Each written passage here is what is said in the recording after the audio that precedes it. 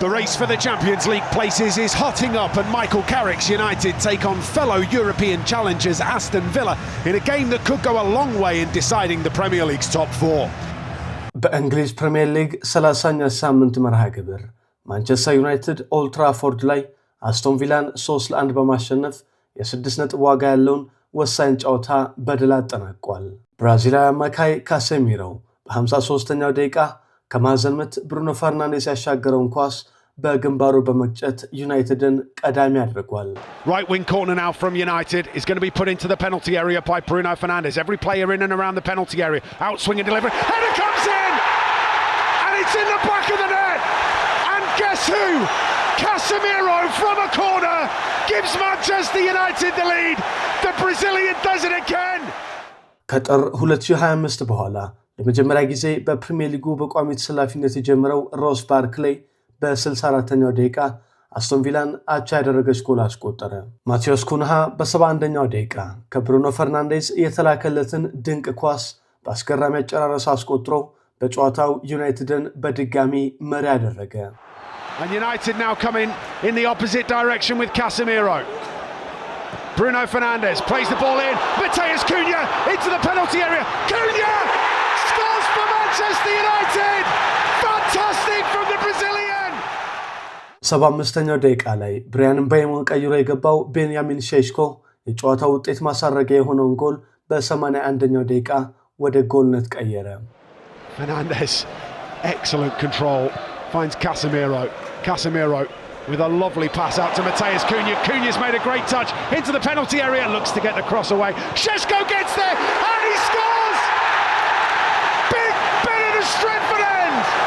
Manchester United 3, Aston Villa 1, Benjamin Šeško! የአሰልጣኝ ኡናይ ኤምሬ ቡድን ታህሳስ ወር ላይ በሩበን አሞሪም የሚመራው ማንቸስተር ዩናይትድን ቪላ ፓርክ ላይ 2-1 ሲያሸንፍ አስቶን ቪላ ከዩናይትድ በ10 ነጥቦች ይበልጥ ነበር። የትላንቱን ውጤት ተከትሎ ግን ማንቸስተር ዩናይትድ አራተኛ ደረጃ ላይ ካለው አስቶን ቪላ በ3 ነጥብ፣ አምስተኛ ደረጃ ላይ ካለው ሊቨርፑል በ5 ነጥብ፣ ስድስተኛ ደረጃን ከያዘው ቼልሲ በ6 ነጥብ ርቀት ሲቀመጥ ሁለተኛ ደረጃ ላይ ከተቀመጠው ማንቸስተር ሲቲ ጋር ያለው ልዩነት ወደ 7 ነጥብ ዝቅ አድርጓል። ባለፈው ሳምንት በኒውካስል 2-1 ተሸንፎ የነበረው የአሰልጣኝ ማይክል ካሪክ ቡድን ለቻምፒየንስ ሊግ ቦታ ዋነኛ ተፎካካሪው አስቶን ቪላን በማሸነፍ በሊጉ 8 ጨዋታዎች እየቀሩ በቀጣይ የውድድር ዘመን ከ2023-24 በኋላ ወደ አውሮፓ ትልቁ የእግር ኳስ መድረክ የመመለስ እድሉን አስፍቷል። የአሰልጣኝ ኡናይ ኤምሬ ቡድን ካለፉት 10 ጨዋታዎች 9 ነጥቦችን ብቻ አሳክቷል። ከ10 ሳምንታት በፊት ከመሪው አርሰናል በ6 ነጥብ ርቀት ላይ የነበረው አስቶን ቪላ አሁን ከመድፈኞቹ በ19 ነጥብ ያንሳል።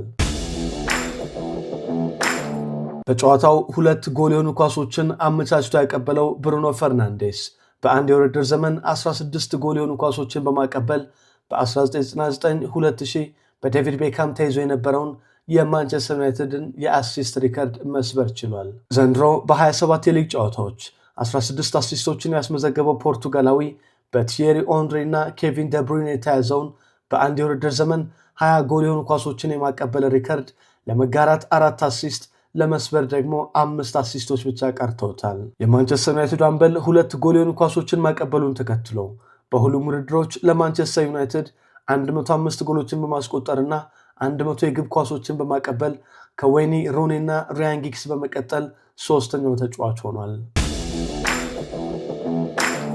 በውድድር ዘመኑ መጨረሻ ከማንቸስተር ዩናይትድ እንደሚለቅ ያስታወቀው ካሴሚሮ በፕሪሚየር ሊጉ 7ኛ ጎሉን አስቆጥሯል።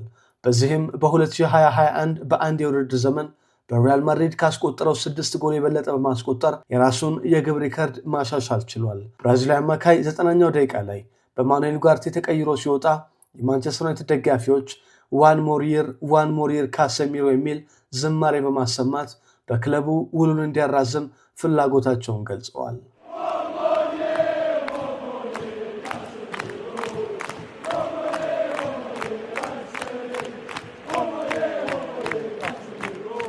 ባለፉት 10 ጨዋታዎች 8ኛ ጎሉን ያስቆጠረው ቤንያሚን ሼሽኮ እስከ 75ኛው ደቂቃ ድረስ ተቀያሪ ወንበር ላይ ቆይቶ 81ኛው ደቂቃ ላይ ጎል በማስቆጠር ሱፐር ሰብ መሆኑን ትላንትም አሳይቷል። ስሎቬኒያዊ አጥቂ 2026 ከገባ ወዲህ በአማካይ በየ65 ደቂቃዎች አንድ ጎል በማስቆጠር አስደናቂ ጊዜን እያሳለፈ ይገኛል። አሰልጣኝ ማይክል ካሪክ በፕሪሚየር ሊጉ ኦልድ ትራፎርድ ላይ ያደረጋቸውን የመጀመሪያ 6 ጨዋታዎች በሙሉ በማሸነፍ የመጀመሪያው የማንቸስተር ዩናይትድ አሰልጣኝ ሆኗል። አሰልጣኝ ማይክል ካሪክ ከጨዋታው በኋላ ስለ ካሴሚሮ መልቀቅ ጥያቄ ቀርቦለት ካሴሚሮ አስደናቂና ትልቅ ተጫዋች ነው፣ በመልበሻ ክፍልም ትልቁ ተጫዋቻችን ነው፣ ነገር ግን በቡድን ውስጥ ተጫዋቾች ይመጣሉ ይሄዳሉ፣ ከካሴሚሮ ጋር በመስራቴ ደስተኛ ነኝ የሚል አስተያየትን ሰጥቷል።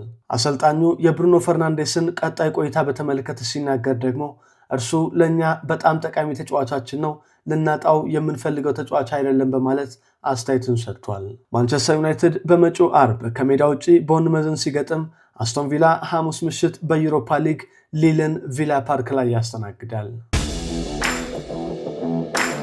የአሰልጣኝ አርነ ስሎት ቡድን ሊቨርፑል አንፊልድ ላይ ከቶተንሃም ሆትስፐር ጋር 1-1 ተለያይቷል። በቀጣዩ ውድድር ዘመን የቻምፒየንስ ሊግ ቦታን ለማግኘት ለሚፎካከረው ሊቨርፑል በ18ኛው ደቂቃ ላይ ዶሚኒክ ሶቦስላይ አስደናቂ የቅጣት ምት ጎል አስቆጠረ። Can Szoboszlai repeat the feats? Of course he can! Of course he can! Dominic Szoboszlai again! ከፕሪሚየር ሊጉ የወራጅ ቀጠና ስጋት ለመውጣት የሚፋለመው ቶተንሃም ሆትስፐር በ90ኛው ደቂቃ የሪቻርልሰን ጎል አቻ መሆን ችሏል። Liverpool don't want any drama. Robertson's header and it breaks nicely for Colin White. It's in by Richarlison.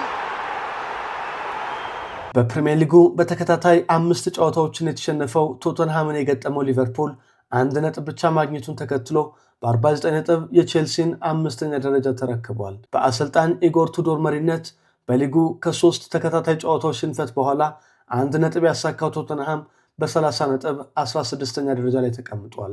በጨዋታው የሊቨርፑልን ጎል ያስቆጠረው ዶሚኒክ ሶቦስላይ በፕሪሚየር ሊጉ ታሪክ በአንድ የውድድር ዘመን 4 የቅጣት ምት ጎሎችን በማስቆጠር የክለቡ ባለ ሪካርድ ሆኗል። ሁለገቡ ሶቦስላይ ዘንድሮ አርሰናል፣ ቦርንመዝ፣ ማንቸስተር ሲቲ እና ቶተንሃም ሆትስፐር ላይ በቅጣት ምት ጎል ማስቆጠር ችሏል። ሃንጋሪያዊ ኮከብ በቀጣዮቹ 8 ጨዋታዎች በቅጣት ምት ጎል ካስቆጠረ በቀድሞ የማንቸስተር ዩናይትድ ኮከብ ዴቪድ ቤካም እና በኒውካስሉ ሎረን ሮበርት የተያዘውን ክብረ ወሰን የሚጋራ ይሆናል። በአሰልጣኝ አርነ ስሎት ለመጀመሪያ ጊዜ የቋሚ ተሰላፊነት ዕድል ያገኘው ሪዮ ንጎሞሃ በ17 ዓመት ከ198 ቀናት ዕድሜው በፕሪሚየር ሊግ የተጫወተ 5ኛው የሊቨርፑል ተጫዋች ሆኗል።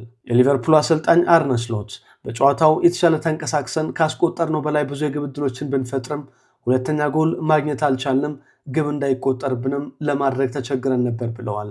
በሁሉም ውድድሮች ከ4 ተከታታይ ሽንፈት በኋላ የአቻ ውጤት ያስመዘገበው የቶተንሃሙ አሰልጣኝ ኢጎር ቱዶር በበኩሉ አንፊልድ ላይ እያገኘነው 1 ነጥብ እጅግ አስደናቂ ነው፣ የቡድናችን ስሜትም ልዩ ነበር፣ የምንፈልገውም ይህንኑ ነው ብሏል። በቀጣይ በቻምፒየንስ ሊግ ጥሎ ማለፍ የመልስ ጨዋታ ሊቨርፑል ሮብ ምሽት ጋላታሳራይን፣ ቶተንሃም ደግሞ አትሌቲኮ ማድሪድን ያስተናግዳሉ።